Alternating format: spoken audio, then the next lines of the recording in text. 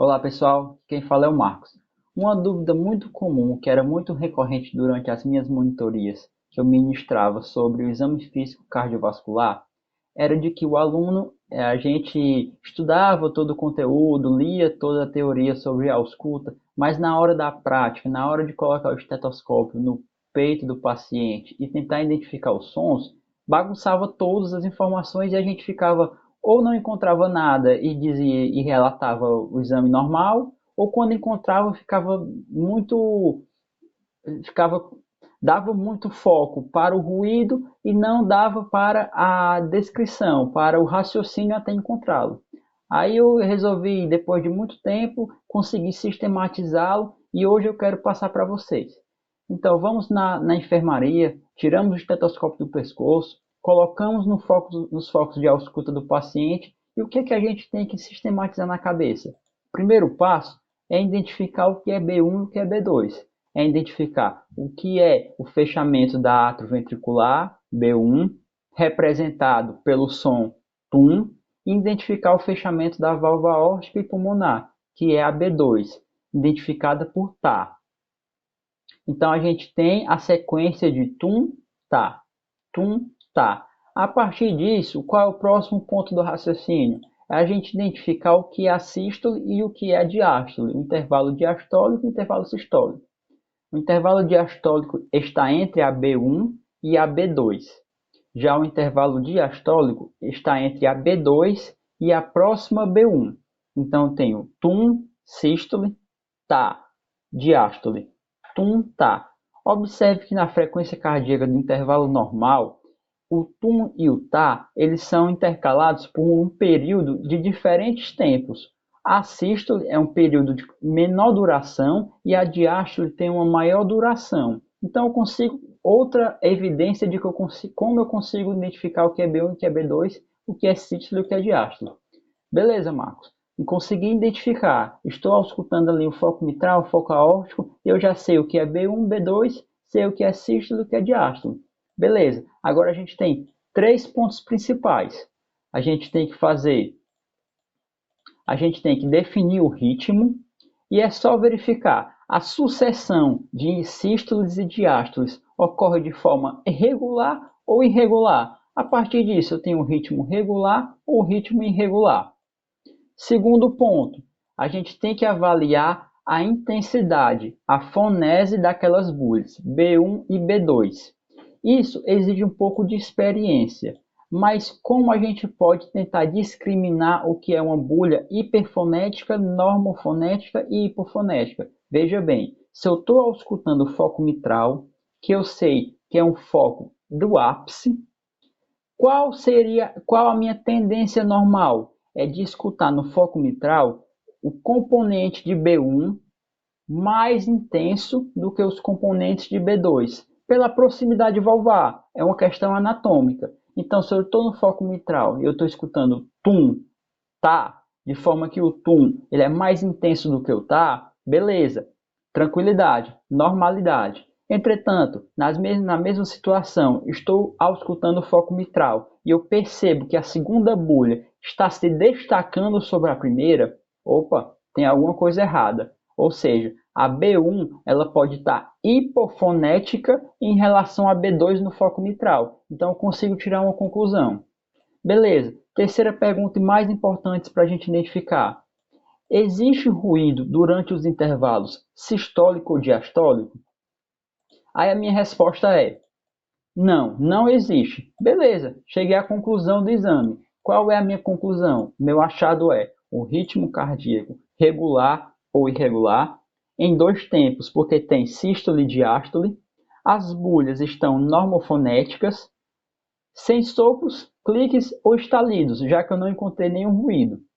Entretanto, eu posso estar escutando o foco aórtico, o foco mitral, identifiquei B1, identifiquei B2, sei o que é sístole e sei o que é diástole, mas eu estou achando um ruído acessório, que não deveria existir. Beleza, então eu respondo sim. Aí eu vou pensar, é na sístole ou é na diástole? Porque se for na sístole, eu caio em algumas possibilidades. Aí eu venho, qual é o foco? É foco da base, porque se for no foco aórtico, beleza, matei a charada. eu tenho um sopro ejetivo da estenose aórtica. Muito provavelmente esse é o achado mais comum. Não, é um ruído sistólico no focus da base que é mais intenso no foco pulmonar. Beleza, eu tenho sopro ejetivo na válvula pulmonar. É a tendência. Não, mas não é nos focos da base. É um ruído sistólico melhor audível nos focos do ápice. Quais as minhas possibilidades? A maior tendência é você ter um sopro regurgitativo da insuficiência mitral. É um sopro sistólico melhor audível nos focos do ápice. Matei a charada. Beleza. Quais as minhas possibilidades de eu encontrar um ruído diastólico? Vamos diferenciar pelos focos.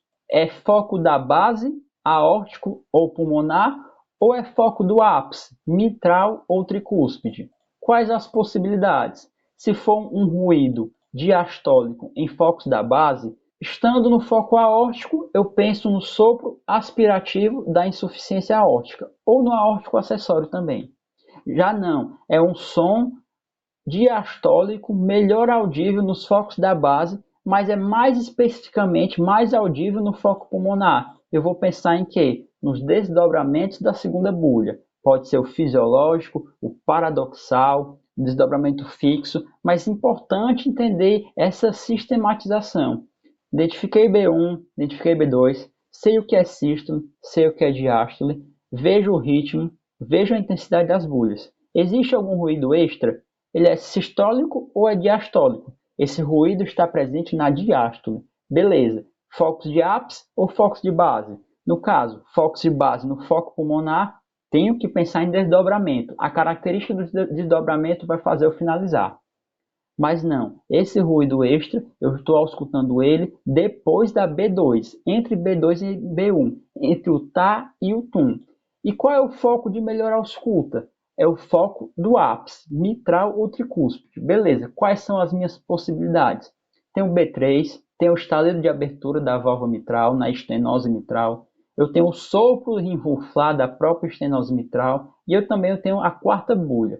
Destaque: B3, o sopro enruflar e B4 são sons melhor audíveis pela campânula do estetoscópio. Então é nesse momento que você vai girar o receptor do estetoscópio e vai fazer a escuta com a campânula. Observe então que tem uma sistematização. O que é B1, o que é B2, o que é sístole, o que é diástole, qual é o ritmo, comparar a intensidade das bulhas, me perguntar, existe algum ruído no intervalo diastólico ou no intervalo sistólico? E a partir dos focos eu consigo sugerir, eu consigo encontrar qual é a principal hipótese diagnóstica para um sopro. É saber, é na diástole, é na sístole, em focos da base ou em focos pulmonar. E dessa maneira, você vai sistematizar a sua ausculta e você vai conseguir chegar em hipóteses diagnósticas mais fidedignas. Eu mesmo, enquanto aluno de semiologia, tinha a oportunidade de escutar um sopro, eu chegava lá e bum, tum, tum, tum. Eu só ficava impressionado com aquilo. Eu não tentava sistematizar na minha cabeça como eu poderia encontrar esse sopro se fosse a primeira vez que eu tivesse escutado ele e que ninguém tivesse me falado. Porque paciente tal tem um sopro, você vai lá e ausculta, beleza, tem uma certa facilidade para você encontrar. Agora, você ao escutar um paciente, como no ambulatório de cardiologia, que você provavelmente vai pegar um paciente que vai ter um sopro, que você não conhece o paciente, não está no prontuário, você vai ter que identificar. Então, chegue lá, utilize esse esquema, o que é sístole, o que é diástole, o que é B1, o que é B2.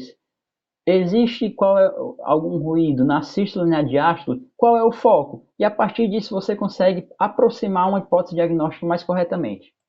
Bem, foi uma dificuldade que eu tive durante esse período que eu fui aluno de semiologia, que eu fui monitor. E depois que você tem um pouco de conhecimento, você consegue fazer coisas mais sucintas. E é aqui o nosso objetivo, aqui é o meu objetivo, facilitar a vida de você na semiologia, simplificando. Valeu, pessoal, até a próxima.